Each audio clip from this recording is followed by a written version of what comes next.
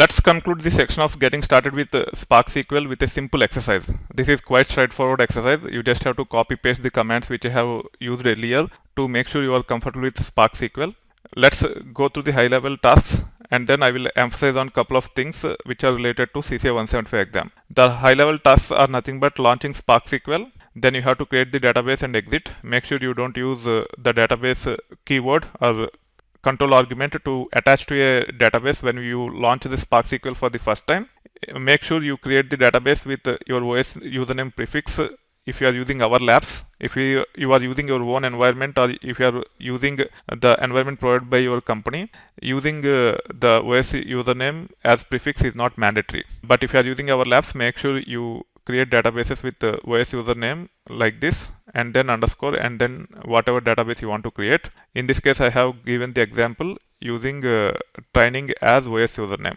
Then you just exit and launch connecting to your database which is created using -- database. You just copy paste this command to create the table, list the tables, describe the table and review the metadata. Also try to use up arrow and go back in the history and try to rerun the commands. Try to explore if not exists if you just want to make sure you are comfortable with the CLI. Also try to run commands such as the current database to actually review which database you are attached to. Now if you are giving CCA 175 exam, Spark SQL might not be available for you. You might not be able to run Spark-SQL command to launch the Spark SQL CLI. You might have to use programming languages such as Scala, PySpark, etc. or Python with Spark, etc. And for that you have to use this command called as spark2-shell for Scala and PySpark2 for Python based Spark CLI. And also you will not be able to run queries directly such as use, select, etc. You might have to embed it into spark.sql function and then you have to call that spark.sql function and then you have to perform the database operations. Let me demonstrate quickly. To launch Spark with Scala, you just copy paste this command. Again, the last line is not required if you are using your own environment, but if you are using our labs, you have to use this last line. $user will be replaced with the OS user using which you are connected to the labs. If you are using your own environment or even for our labs, you just have to connect to the gateway node of the cluster first. I'm already in the gateway node. Then we should be able to paste this command. It will launch the Spark CLI with Scala as programming language. And then it will also create an object called a Spark. Using that Spark object, we should be able to invoke SQL function by passing the query or command as string. Now Spark with Scala is launched. There is an object called a Spark that is already available. We can say spark.sql. SQL is nothing but a function. And then we should be able to say select current database. And if you just run it, it will return data frame. It will not show the results. You can see here it is throwing some exception. I have to use circular brackets here.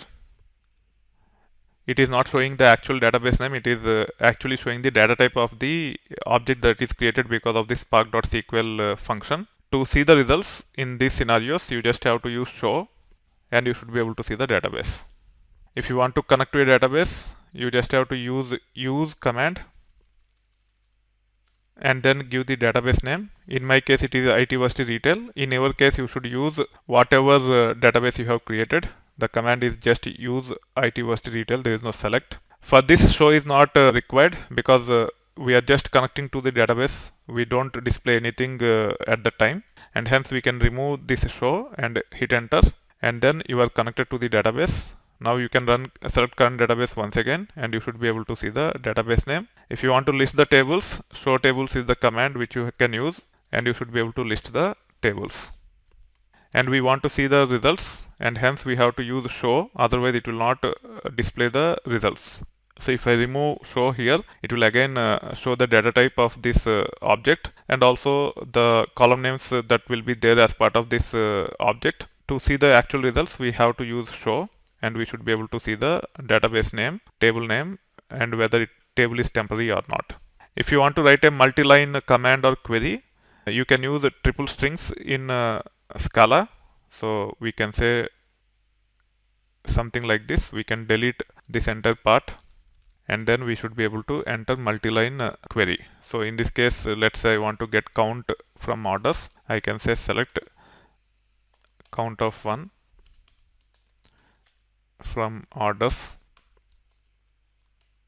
and then I should be able to say show.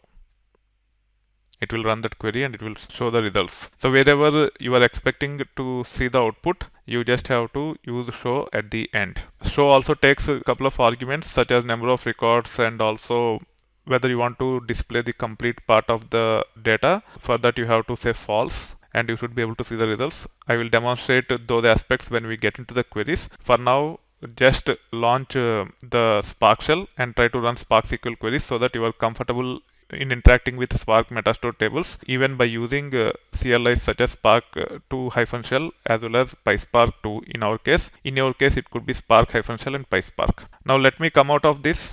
This is how you can quit. You can also launch using PySpark. Once PySpark is launched using this command, everything else is same except that when we actually invoke functions such as show, we have to use circle brackets in PySpark. In Scala, it is not mandatory, but with Python, it is mandatory, and hence we have to use those circle brackets. Other than that, most of these commands will work. Let me copy paste to demonstrate that. So spark.sql, select current database. If you paste this, it will just return the data type of the object. It is nothing but data frame. To see the results, you have to use show. If you just use show without circular brackets at the end, it will not work. It is also showing some type with respect to that method. To actually invoke the method, you have to use circular brackets like this, and then you should be able to see the database name. Also, you can actually use command to switch to the database. I thought I have used use command. Let me see where that use command is. Yeah, this is where I have used use command. So let me use this use command. Now let me use the show tables command. Once again, if you don't use show, it will not display the results. It will just return the data type. To display the results, you have to use show with the circular brackets if you are using Python as programming language, and you can see the results. You can run multi-line query with triple quotes the way we have seen with Scala. Once again, because show doesn't have circular brackets, it did not work. So let me hit up arrow.